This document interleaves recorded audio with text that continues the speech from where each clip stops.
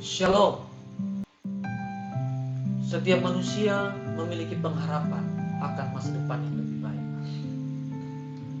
Ada yang berharap ingin memiliki rumah yang mewah. Ada yang berharap ingin memiliki uang yang banyak, harta yang banyak. Ada juga yang berharap ingin memiliki mobil yang mewah. Contohnya mobil sport. Berlian yang banyak, bahkan tas yang mahal. Ada juga yang berharap ingin menikah dengan seorang pria tampan yang kaya. Dan ada juga yang berharap ingin menikah dengan seorang wanita yang cantik dan kaya. Tapi pada kenyataannya, apa yang terjadi sekarang ini di luar dari harapan kita, di luar dari prediksi kita.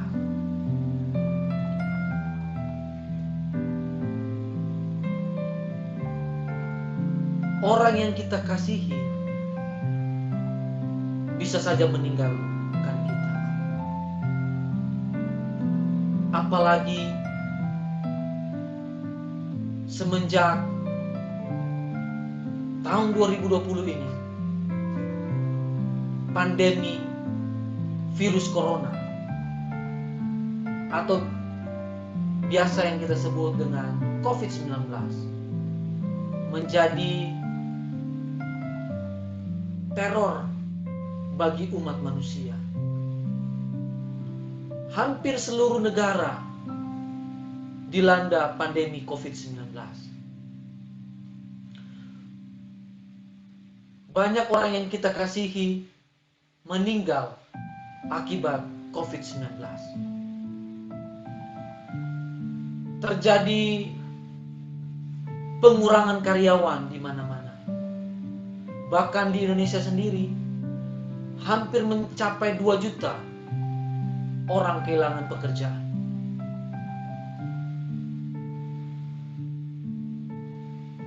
Negara yang kuat sekalipun, Amerika, China, dan beberapa negara Eropa tidak kuat menghadapi pandemi COVID-19 ini. Apa yang kita harapkan dari kehidupan dunia ini? Dunia ini tidak bisa menjamin akan kehidupan, kelanjutan kehidupan kita di bumi ini. Tidak ada yang bisa menjamin. Harta saudara, jabatan saudara, kekayaan saudara, jaringan, kenalan saudara, tidak ada satupun yang bisa menjamin. Tua, muda, miskin, kaya, semua berpotensi untuk terkena COVID-19. Tidak ada yang aman di dunia ini. Dunia yang kita tinggali ini, bumi yang kita tinggali ini, bukan semakin bertambah baik, tapi pelan-pelan lagi menuju pada kehancuran. Jadi ketika saudara hanya fokus untuk menyenangkan diri saudara, saudara hanya fokus untuk mau tinggal selamanya di bumi, saudara salah. Kita tidak selamanya bisa tinggal di bumi. Dengan adanya COVID-19 ini menandakan bahwa bumi ini sedang dibawa pada satu masa hancur. Memang tidak semua ilmuwan bisa memprediksi kapan bumi ini akan berakhir, kapan dunia ini akan berakhir. Tapi percayalah, ketika Alkitab mengatakan bahwa dunia ini akan suatu hari akan berakhir, berarti kita tidak selamanya tinggal di bumi. Kepada siapakah kita harus berharap? Kita sebagai orang Kristen, kita selama tinggal di dunia ini, kepada siapa pegangan harapan kita? Kepada siapa kita harus berpegang? Mari kita akan belajar mengenai pengharapan yang sesungguhnya yang ditulis di dalam Alkitab. Pengharapan yang benar, yang sesuai dengan kebenaran firman Tuhan. Mari kita buka di dalam Roma 5 ayat 1 sampai ke 5. Pengharapan tidak bisa dipisahkan dengan iman. Karena iman dan pengharapan itu adalah satu paket. Karena iman adalah dasar dari pengharapan. Pengharapan yang benar memiliki dasar iman yang kuat. Menjadi pertanyaan di sini, iman yang seperti apa? Karena banyak orang juga memahami bahwa ketika mereka menjadi Kristen, mereka diselamatkan oleh iman mereka. Orang yang benar-benar beriman akan mengarahkan hidupnya berfokus hanya kepada Tuhan.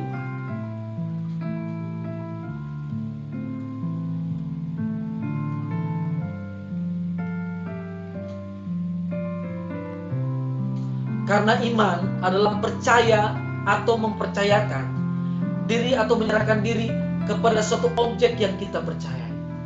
Dalam hal ini yang kita percaya adalah Tuhan Yesus. Sudahkah saudara mempercayakan seluruh kehidupan saudara kepada Yesus? Setiap aspek kehidupan saudara kepada Tuhan Yesus. Karena banyak orang Kristen hanya percaya dalam tatanan pikirannya, dalam nalar logikanya, tidak menunjukkan iman kepercayaannya itu melalui sikap perbuatan dia setiap hari. Karena ketika kita percaya, ketika kita beriman, berarti itu harus diwujudkan dengan sikap kita setiap hari, harus diwujudkan dengan perbuatan kita setiap hari. Karena orang melihat perbuatan kita yang mencerminkan nilai-nilai Kristen. Tuhan Yesus itu menjadi model, teladan. Ketika Tuhan Yesus hidup 33,5 tahun di dunia, dia sudah menjadi contoh model bagaimana orang Kristen hidup. Seperti ayat 3 menekankan bahwa penderitaan atau kesengsaraan kita akan menimbulkan ketekunan. Yesus mengajarkan ketika kita mengikut Yesus, kita harus pikul salib, harus menderita, harus menyangkal diri, harus mengosongkan diri kita. Tidak ada lagi kepentingan pribadi yang kita tonjolkan. Tidak ada lagi keinginan-keinginan kita pribadi yang kita kerjakan. Hanya satu yang kita kerjakan, adalah kepentingan Tuhan dan pekerjaannya. Jadi saudaraku yang kekasih dalam Tuhan Yesus Kristus,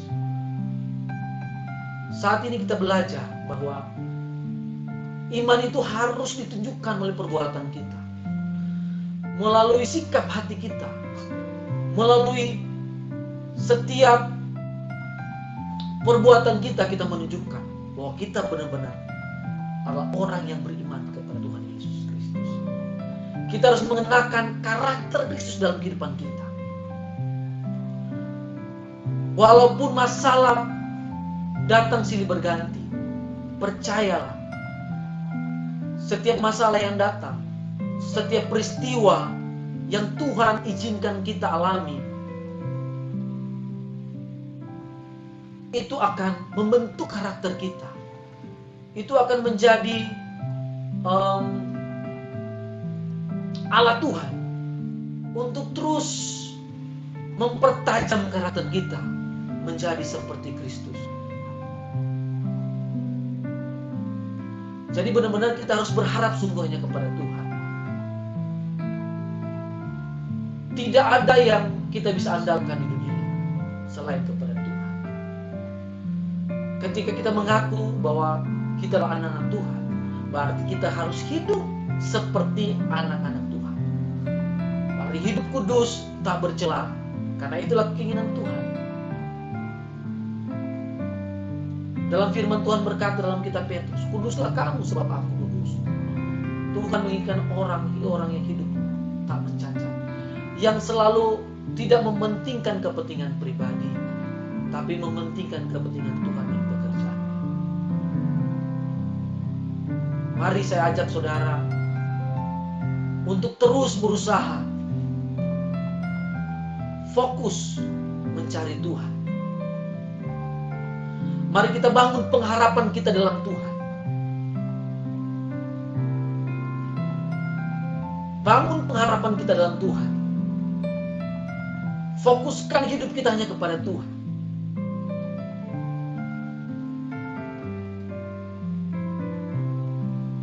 Mari kita bangun kehidupan keintiman kita dengan Tuhan. Karena dengan bangun keintiman kita dengan Tuhan, kita akan dikuatkan terus. Kita akan diingatkan oleh Roh Kudus bahwa kita hidup di bumi ini hanya sementara. Bangun keintiman dengan Tuhan. Cari Tuhan terus. Tinggalkan setiap hobi-hobi yang tidak disukakan Tuhan. Tinggalkan semua.